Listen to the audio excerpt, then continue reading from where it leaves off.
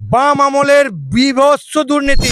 আপনাদের আমলে আপনাদের দিদিমা, ঠাকুরদা, পিসিমা, মাসিমা, কাকা, প্রতিবেশী, পিসি, প্রেমিক, প্রেমিকা সকলকে চাকরি দিয়েছে। বন্ড আমলের নেতারা অনেক সতী সেজেছেন। আপনাদের সতীগিরি এবার আমরা ছাড়া। সরকারকে বিভিন্নভাবে দাগিয়ে দেওয়া হয়েছে যে তারা চোর, কিন্তু চোর তারা বড় চোর নয়। অনেক বড় চোর হচ্ছে ওই ব্রাহ্মণ। তাদের আমলে যে দুর্নীতি হয়েছে তা প্রকাশ্যে আনলে আপনাদের মাথা খারাপ হয়ে যাবে। শুনুন সেই দুর্নীতি। একটি পরীক্ষাতেই 32,970 জনের নম্বর বেড়ে যায়। কিভাবে হলো এই দুর্নীতি? কি তথ্য পাওয়া যাচ্ছে যা হয়েছিল বাম আমলে? অর্ণব রয়েছেন আমাদের সঙ্গে নিউজ রুম থেকে সরাসরি। অর্ণব, সবসাচী ক্যাগের যে audit report, IT audit report, সেই রিপোর্ট 2009, 10, 11 অর্থাৎ বাম আমলের, এবং সেখানে দুটো RLST দশম। শুনলেন, আজকে আমাদের 26,000 ছেলেকে দাগিয়ে দেওয়া হয়েছে, কোনো প্রমাণ নাই। মাত্র 1212 জনের একটা প্রবলেম আছে, কিন্তু আজকে বামফ্রন্ট আমলের আপনারা দেখলেন, শুনলেন, বাম আমলের বীভৎস দুর্নীতি। 40,000 42,000 নিয়োগ হয়েছে, তার মধ্যে 32,000 নাম্বার বাড়ানো হয়েছে। আমরা একটা কেস করতে চাচ্ছি, আমরা অনেক দিন সহ্য করেছি। গব্বর, तुम एक मरेगा तो हम दो मरेगा, तुम दो मरेगा तो हम तीन मरेगा, तुम तीन मरेगा तो हम चार मरेगा।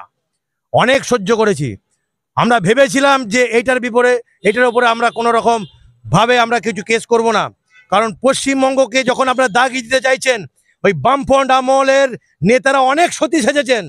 আপনাদের সতীগিরি এবার আমরা ছাড়াবো। আপনারা কি চেয়েছিলেন? কালকেই বলেছেন না একজন উকিল, আজকে আপনাদের বিনাশ। আপনাদের ওই মোটা শামীম কিন্তু আর ফ্রন্টে আসছে না, আসছে আর একজন গব্বর। গব্বর কি বলছে? যে ওদের ভাতা দেওয়া চলবে না। ভাতাটা কি আপনাদের নিজেদের পয়সা দেন নাকি? আপনাদের আমলে আপনাদের দাদু, দিদিমা, ঠাকুরদা, ঠাকুমা, পিসিমা, মাসিমা, কাকা, পাড়া প্রতিবেশী, পিসি, মাসি, প্রেমিক, প্রেমিকা সকলকে চাকরি দিয়ে বঞ্চিত করেছেন এই পশ্চিমবাংলার হাজার হাজার মানুষ। তাদেরকে এখানে নিয়ে আসবো, নিয়ে এসে যারা বঞ্চিত হয়েছে তাদের ওই পয়সাগুলো আপনাদের ফেরত দিতে হবে। ওই আপনাদের পার্টি অফিস থেকে বা আপনারা যারা বড় বড় লেকচার মারছেন ভাতা দেওয়া চলবে না। ভাতা কি আপনাদের পয়সা দেওয়া হয় নাকি? ভাতা দেওয়া হয় পশ্চিমবঙ্গের জনসাধারণের জন্য। এবং আজকে পশ্চিমবঙ্গের সারা মানুষ আজকে বলছে যে এই 26,000 ছেলেকে বিনা কারণে দাগিয়ে দেওয়া হয়েছে। আজকে জনসমর্থন আজকে আমাদের পক্ষে। আজকে আপনাদের একটা প্যানেলে 40,000 নিয়োগ হয়েছে, সেখানে 32,000 হয়েছে পুরো বেনিয়ম। তাহলে এই প্যানেল থাকবে কি না থাকবে বলুন? এবং এই প্যানেল যদি চলে যায় তার জন্য দায়ী থাকবে ওই বিনাশ।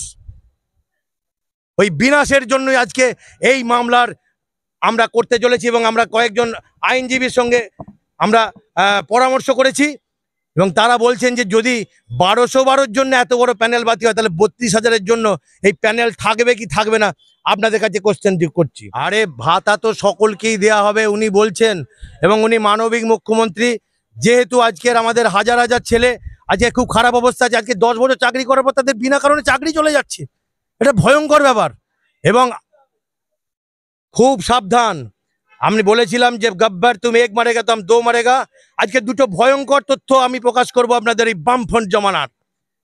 এবং আমি মুখ্যমন্ত্রীকে বলছি, শিক্ষা দপ্তরকে বলছি, আজকে এই হাইকোর্ট এলাকা থেকে যখন অভিজিৎ গাঙ্গুলি বলেছিল যে এসএসসি দপ্তরটাকে আপনারা সিআরপিএফ দিয়ে ঘিরে ফেলুন, আজকে আমিও বলছি, আমি যে স্কুলের নাম বলবো সেটা আজ থেকে পুরোপুরি পুলিশ দিয়ে ঘিরে ফেলুন। কারণ ওইখানেই লুকিয়ে আছে কয়েকজন নেতার বিখ্যাত একটা চুরির ব্যাপার। আমি বলি সেই ঘটনার কথা। আমি যখন 2016 সালে আমি স্কুলে যাই, গিয়ে দেখলাম একটা বিরাট দুর্নীতি চলছে ওই মিড ডে মিলের। তারপর আমি ওখানে মিড ডে মিলের দুর্নীতি প্লাস হচ্ছে ওখানে হোস্টেল ছিল, হোস্টেলের দুর্নীতি, দুটো দুর্নীতির কথাই আমি আপনাদের সামনে বলবো। তারপর আর একটা ভয়ঙ্কর তথ্য আপনাদের দিয়ে যাব। সেই স্কুলের হেডমাস্টার এত মেসেজ বাড়াতো, এবং হোস্টেলের একটা বিশাল সংখ্যক ছেলের তারা ভুয়ো নাম ঢোকানো ছিল। হোস্টেলে কি তথ্য ছিল না, 30-35 জন ছেলে বাইরের ছেলে থাকতো, তারা ঠিক ছিল, কিন্তু 15-16 জন 17 জন ছেলে তাদের এলাকার ছেলে ছিল, তাদের কিন্তু হোস্টেলে থাকার কথা নয়। কিন্তু তাদের নাম ঢুকিয়ে তাদের নামে টাকা আদায় করা হতো।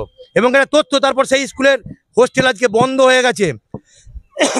ভিডিও রেড করেছিল, ভিডিও রেড করার পর যখন ধরা পড়ে ওই হেডমাস্টার, বহু টাকার লেনদেনের ডিফারেন্স। তারপর ওই বিডিও সাহেব এবং আমাদের এলাকার বর্ধমান জেলার লোক সকলেই জানে এলাকায় বিরাটভাবে রেড হয়েছিল এবং ওনাদের সঙ্গে ওনারও কিছু সহকারী ওইটার মধ্যে যুক্ত ছিল। কিভাবে রেড হয়, একদিন হঠাৎ করে বিডিও তার স্টাফ নিয়ে ওখানে ঢুকে পড়েন। ঢুকে পড়ার পর দেখা যাচ্ছে যে মিড ডে মিলের এত সংখ্যক ছেলে বাড়ানো। তার আগে একদিন হঠাৎ করে এসআই অফিস থেকে আমাদের স্কুলে একটা মেসেজ আছে কি না, পরীক্ষার রুটিনগুলো আমাদের পাঠান। আমরা ভাবছি পরীক্ষার রুটিন কেন পাঠানো হবে, অ্যাকচুয়ালি কি করা হতো জানেন, পরীক্ষার দিনে ছেলেমেয়েরা হয়তো 10 জন 12 জন খেত, কিন্তু ও 300 জন 400 জন 200 জনের মেসেজ পাঠাতো। সেটা কিন্তু বিডিও অফিস থেকে সেটা মানে ক্যাপচার করে রাখা হয়েছিল, তারপর ওইটা করা হয়েছিল। তারপর হঠাৎ করে ভিডিও রেড করে দেখা যায় স্কুলের মধ্যে প্রচুর চালের বস্তা, কিন্তু খাতায় কলমে হয়ে আছে মাইনাস। সেটা আমি ওই স্কুলের কাজ করেছি, এখনো রেড করুন। তৃণমূল ক্ষমতায় থাকলেও সব কি এটা সবাই তথ্য জানে নাকি, কে কত মেসেজ পাঠাচ্ছে, কে কত টাকা নিচ্ছে? একজন ভগবানের মতো হেডমাস্টার হয়ে বসে আছে। তারপর শুনুন, ভিডিও রেড করার পর, আমি স্কুলের নাম শেষে বলবো, ভিডিও রেড করার পর দেখা গেল যে প্রচুর পরিমাণে দুর্নীতি হয়েছে, বহু টাকা। তারপর বিডিও সাহেব বললেন যে আপনাকে মোটামুটি 25 লাখ টাকা এই জমা দিতে হবে।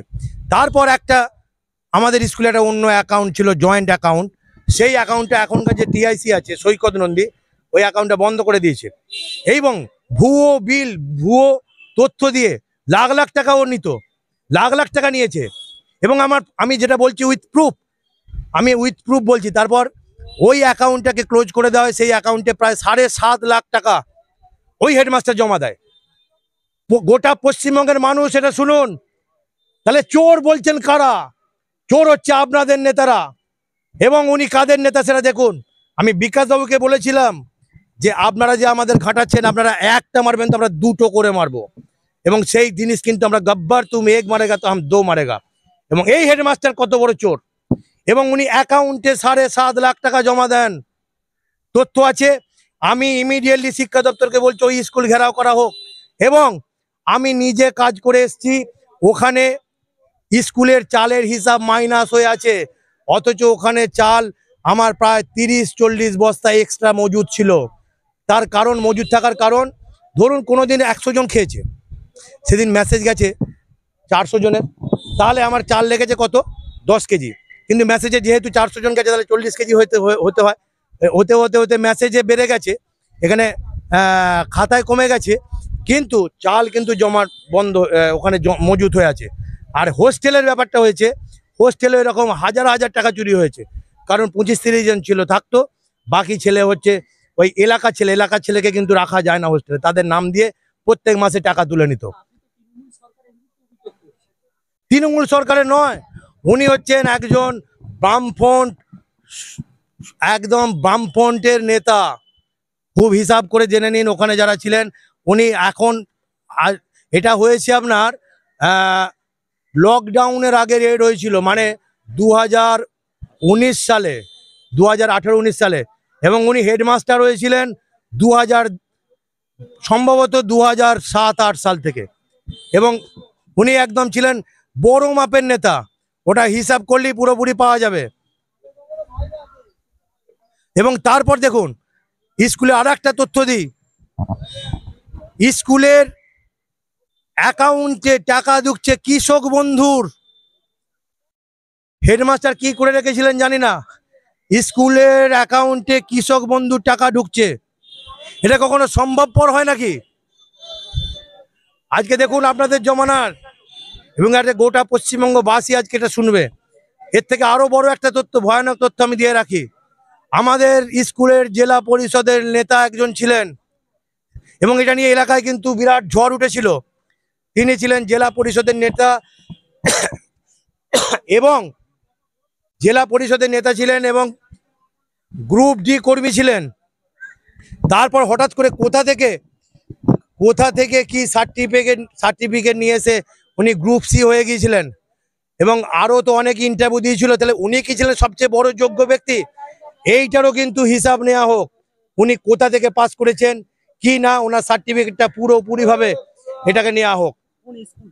এটা হচ্ছে গোতান SM হাই স্কুল, এবং এইটার ব্যাপারে, এই অ্যাকাউন্টের ব্যাপারে এবং পুরোপুরি যে এটা দুর্নীতি হয়েছে, এটা ওখানকার হেড ক্লার্ক, আমাদের TIC এবং অফিসের সবাই জানেন এবং আমরাও জানি, এবং এটা BDO সাহেব নিজে রেড করেছিলেন। অ্যাকচুয়ালি এটা আমরা একবার চোর বলেছে, আমরা দুজন নেতার তথ্য তুলে ধরেছি, একদম বড় বড় নেতা।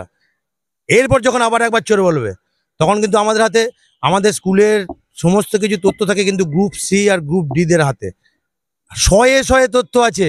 আবার বলবে, আবার 3 জনের নাম আমরা বলবো, এরকম শয়ে নাম আমরা প্রকাশ করে দিয়ে যাব। খুব হুঁশিয়ার, আমি এর আগেও সাবধান করেছি, আবার সাবধান করছি।